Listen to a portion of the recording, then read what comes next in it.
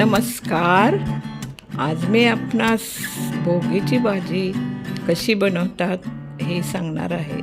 शिवाय त्या भाजीस लागणारे साहित्य मी इथे दाखवलेले आहे. पहा, मिक्स भाजी भरपूर प्रमाणात साहित्य घेतलेले आहे. वांगे, शेंगा भाज्या, पालेभाज्या, गाजर, फळभाज्या, लाल तिखट, लसूण, कांदा हे आपण पाहू शकता. मिक्स भाजी. आता आपण ही सर्व भाजी एकत्र करून स्वच्छ धुवून वाफवून थोडंसं तेल टाकून वाफवून घेतले. आता मी आपणास बिन कांदा लसणाची भाजी दाखवत आहे. गॅसवर कढई ठेवली, त्यामध्ये थोडंसं तेल टाकलं. तेल चांगलं गरम झाल्यानंतर मोहरी तडतडेपर्यंत एक अर्धा टेबलस्पून टाकले. नंतर जिरे, गरम मसाला, हळद, धनिया पावडर इत्यादी गरम मसाले टाकले. नंतर वाटणामध्ये फक्त अद्रक आणि कोथिंबीर घेतली होती, ती टाकली आणि चांगल्या प्रकारे परतून घेतलं मी ते तेलामध्ये.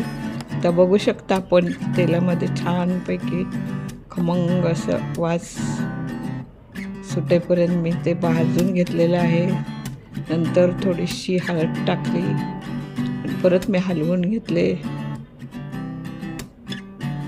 आता पाहू शकता आपण तेल किती सुटलेलं आहे. अगदी थोडं तेल टाकलेलं तरी पण तेल छान सुटलं आहे. आता मी त्यामध्ये लाल तिखट, काश्मीरी मिरचीचे टाकले आणि नंतर त्यामध्ये 2 टमाटे बारीक कापून त्यामध्ये टाकले. परत मी छानपैकी परतून घेतले.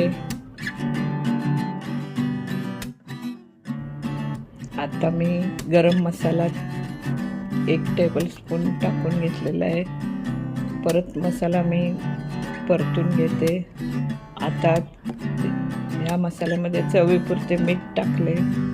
परत मी परतून घेत आहे.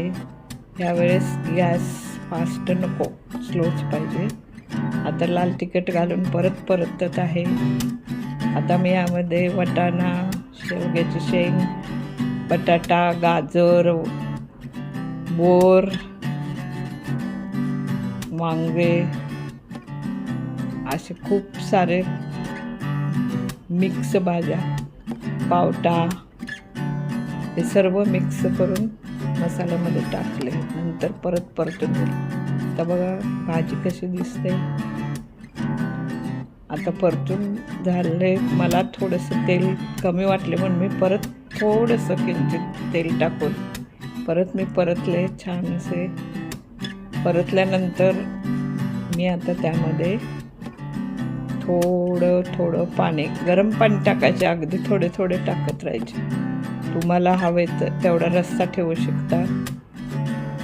मी पण थोडाच रस्सा करणार आहे म्हणून मी थोडंच पाणी टाकून परत उकळून घेईपर्यंत हलवत घेतले. हलवून झाल्यानंतर छानपैकी बघा कलर कसा भाजीला आलेला आहे. आता वरून उकळल्यानंतर मी वरून पांढरे तीळ टाकलेले आहेत भाजीमध्ये. अशा प्रकारे भाजी तयार आहे. तेव्हा भाजी आवडल्यास त्याच्याबरोबर भाकरी करून घेतली. भाकरी आवडली असेल, भाजी आवडली असेल तर शेअर, सबस्क्राईब आणि लाईक करावे. धन्यवाद.